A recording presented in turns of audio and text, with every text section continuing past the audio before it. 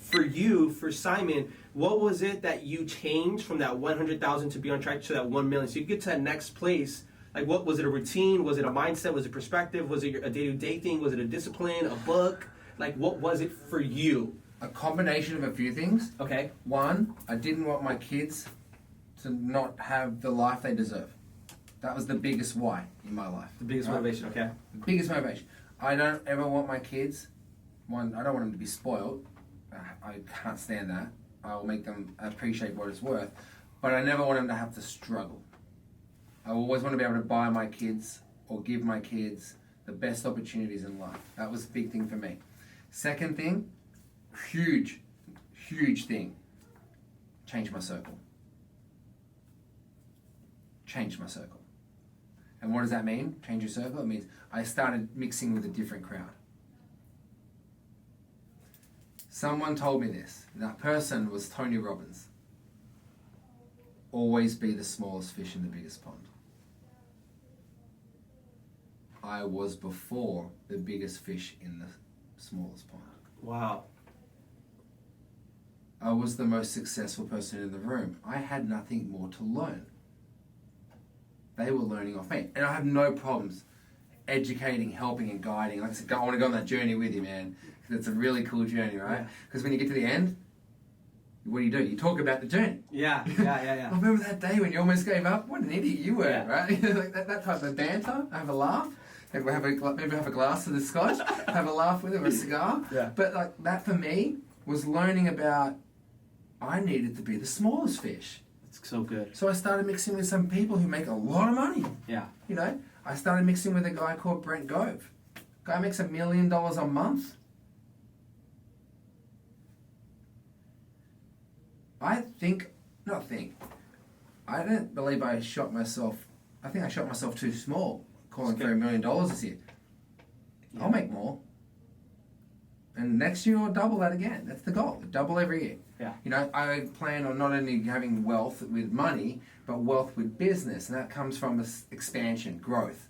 I want to be in more states. I want to be in 5 other states by the end of this year, if not by the first quarter of next. That's my goal. Now, when you ask what makes you want to do that goal, well, what drives you? Yeah. How do you become scalable? You've got to find your sequence. So I now have a guy who is my coach, Bill Pipes. He's with Tom Ferry. Bill Pipes, he's not only my coach, he's one of my best friends and my brother. You know, I got to go to his birthday last year up in Salt Lake City.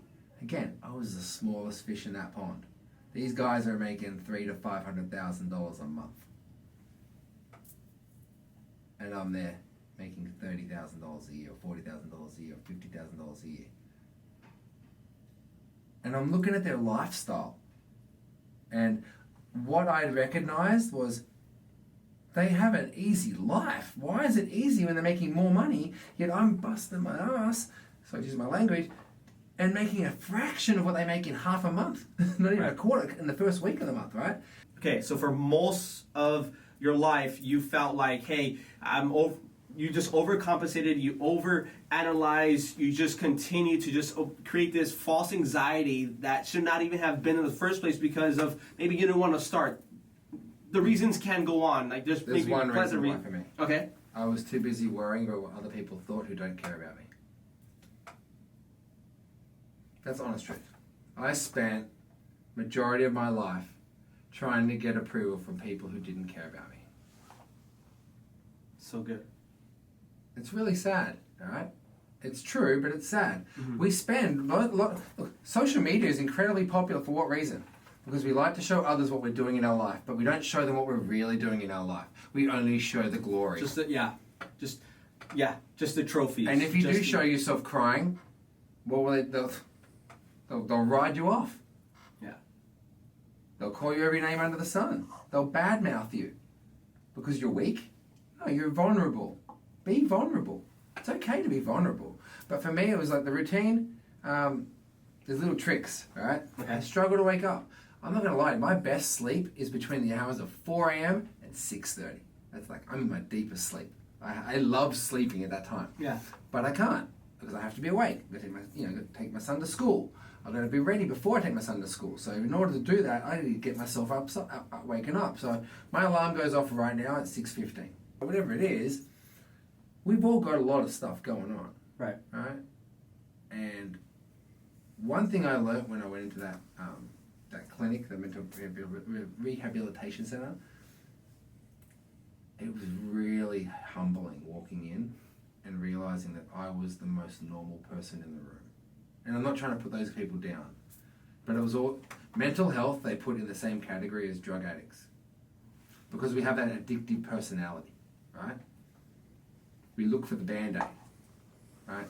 So when I was going in there, they asked you questions like, do you drink? Do you do drugs? What do you do to relieve the pain or the stress? Like, what's your band-aid?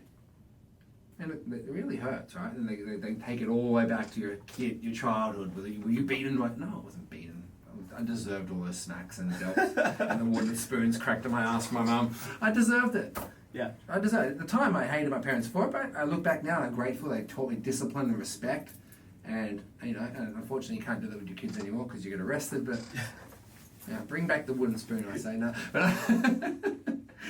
But no, in seriousness, I've found ways, like hacks, if you will, to allow me to do things better. That doesn't mean they did anything wrong, just because I found a better way to do my business. Yeah.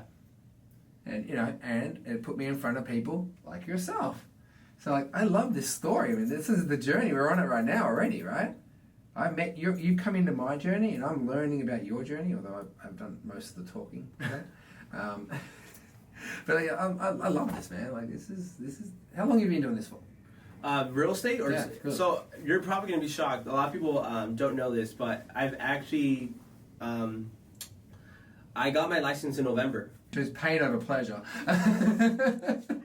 The pain of walking with a vacuum cleaner over the pleasure of the nose. But you say you're not a salesman and real estate's hard. Real estate's not hard. We make it hard. Yeah, 100%. Honestly, it's just relationships. It's like dating. Real estate is dating. It's command and conquer, hunger. Are you a hunter as a male, right? Yeah. Yeah.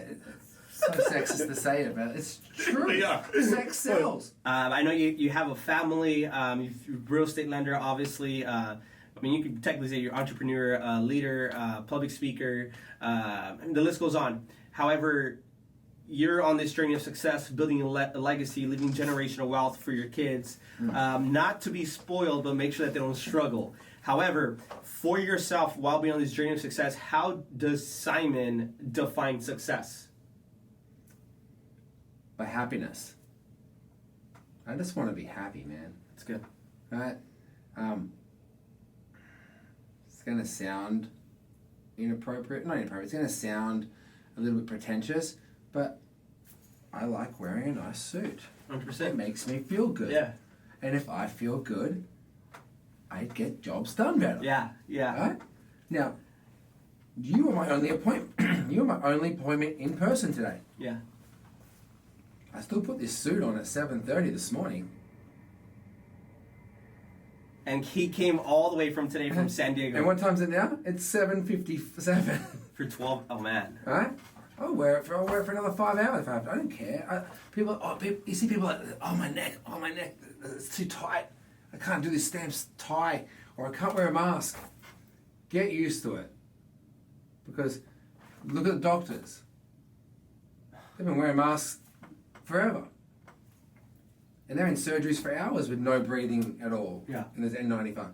Or there are other people in other industries like janitors who have to you clean up crap, like literal crap. Like there are plumbers. In your apprenticeship as a plumber, you're literally in the sewers. We got it good. Yeah. So for me, it's just about, I want happiness. That's good. That's how I define my success. Write it down and visualize it. That's the quickest answer I'm going to give you today. Because it's honest truth. That was the downfall of me not getting where I am now earlier. One, because I can't write very well. But two, it was write it down, have it in front of you, goals, targets. And don't do it over a year. Break it down over months. Break it down over weeks. Break it down over days. Yeah. Celebrate daily wins. So if it was for you, Christian, right? This is just me running an analogy, right? Or an analysis. You want to make $1 million this year, right? To make $1 million this year, how many sales do you need to make? What area are you mainly focusing on? Right now it's LA County. LA County. What's the average commission check in LA County? It depends. Rough, just rough. I would say, let's say 18.5. 18.5. Yeah.